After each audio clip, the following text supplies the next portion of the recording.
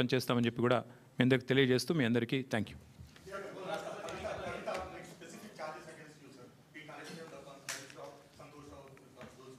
See Rahul, I'll tell you one thing. Whatever had to be discussed has been discussed in the party. Action has been taken. Once action has been taken, there is nothing further that I can add or comment.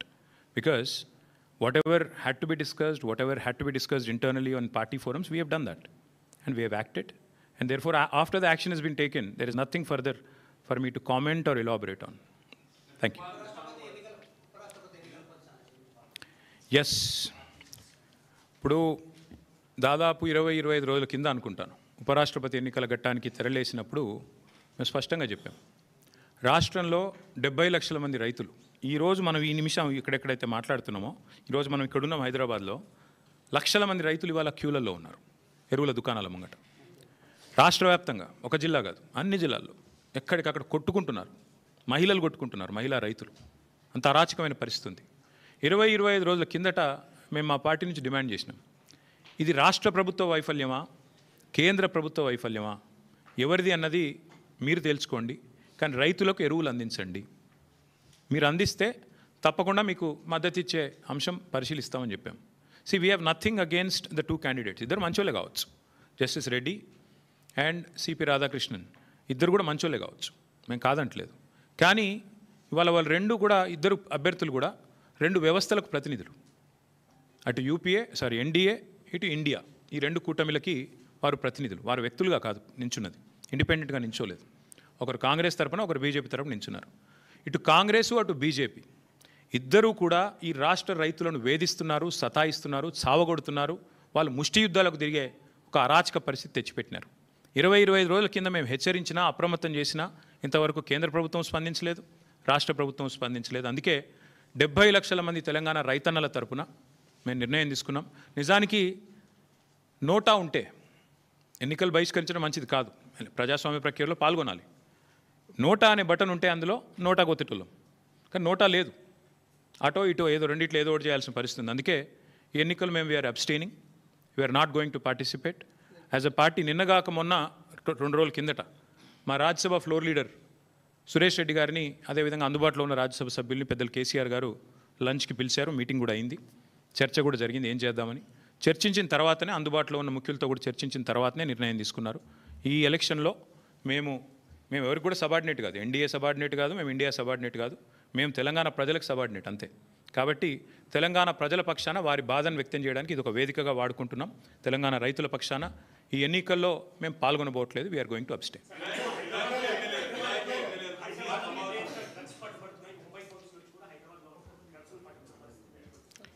తెల్లారు లేస్తే బిల్డప్లు, ఒకటి eagle అని, ఇంకోటి హైడ్రా అని, నేను 18 గంటలు పనిచేస్తా అని, నేనే హోంమంత్రిత్వ శాఖ కావాలని నా దగ్గర పెట్టుకున్నా అని. కానీ చేసే పని ఏంది? నిమజ్జనం కాడికి పోయి ఇట్లా చూసినట్టు చేసుడు యాక్టింగు, లేదంటే మా సోషల్ మీడియాలో ఏ పిల్లగాడు ఏం పోస్ట్ పెడుతుండో చూసుడు, రీట్వీట్ వస్తే 20 రోజులు జైల్లో పెట్టుడు, సోయి లేదా కేసీఆర్ మీద సిబిఐ కేసు.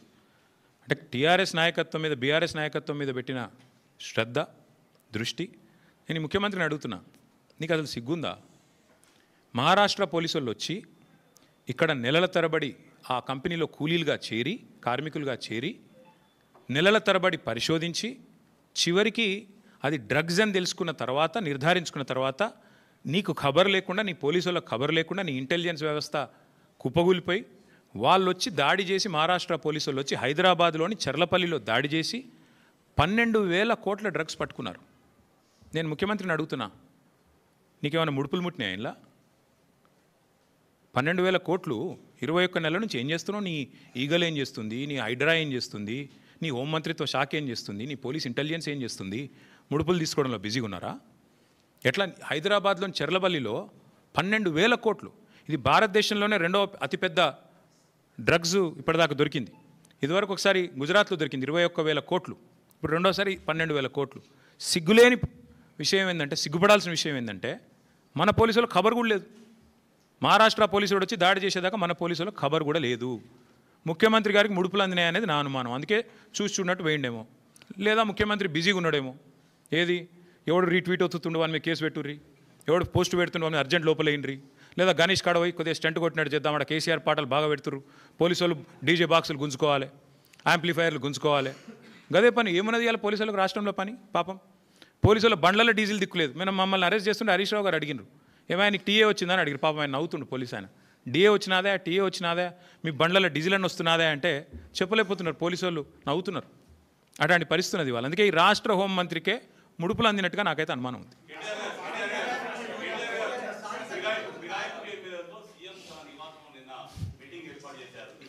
మీరు ఇన్ని బాంబులు ఒకేసారి ఆడితే ఎట్లా? అయితే బ్రదర్ సింపుల్, ఇందులో ఏం చర్చ చేయాల్సిన అంశం కూడా ఏం లేదు. వాస్తవం ఏంటంటే already the PCC president has turned approver. PCC president తన నేర ఆరోపణను అభియోగాన్ని ఒప్పుకున్నాడు ఆల్రెడీ బహిరంగంగా. ఓ టీవీ చర్చలో పీసీసీ ప్రెసిడెంట్ గారిని అడిగినారు, ఏమండి ఎమ్మెల్యేలు చేరినారు అంటే, అవును చేరినారు మా కాంగ్రెస్ పార్టీలో అని చెప్పిండు. ఇక నేరాంగీకారం జరిగిన తర్వాత విచారణ ఎందుకు, ఇంకా చేసేదేముంది? PCC president has turned approver. One of the MLAs also has turned approver. Kadiyam Srihari చెప్పిండు ఓపెన్గా, నేను కాంగ్రెస్ పార్టీలో చేరినా. మొన్ననే చెప్పిండు, తెచ్చుకోండి, బైట్స్ ఉన్నాయి కదా. స్పష్టంగా అప్రూవర్గా మారిపోయిన తర్వాత పీసీసీ అధ్యక్షుడు, కాంగ్రెస్ పార్టీ అధ్యక్షుడు, ఇంకా విచారణ ఏముంది, ఇంకోటి ఏముంది చేనికే. అలా మళ్ళీ ముఖ్యమంత్రి గారు సమావేశం పెట్టుడు ఏముంది అసలు నాకు అర్థం కాదు. ఏం సందేశం ఇస్తున్నారు?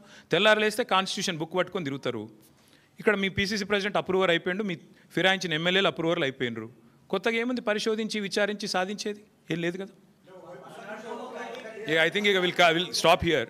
ఇక మిగతా విషయాలు అందున్నాయి, మళ్ళీ మాట్లాడుకుందాం. కాకపోతే ఈ మూసీ కుంభకోణం దయచేసి అది చూడండి కొద్దిగా. మీరు రేపు రాస్తారో రాయరో మరి ఎవరేందో కూడా ప్రజలు చూస్తారు. ఎవరు రాస్తారో ఎవరు రాయరో కూడా ప్రజలు చూస్తారు. ఎవరికి ఏం ఒత్తిళ్ళు ఉన్నాయో, ఏ సంస్థలకు అడ్వర్టైజ్మెంట్ల వల్ల మీరు పడుతున్న ఇబ్బందులు ఏంది, ఎవరికి తొత్తులుగా ఉన్నారు, ఇవన్నీ కూడా తెలుస్తాయి ప్రజలకు. రాష్ట్రాల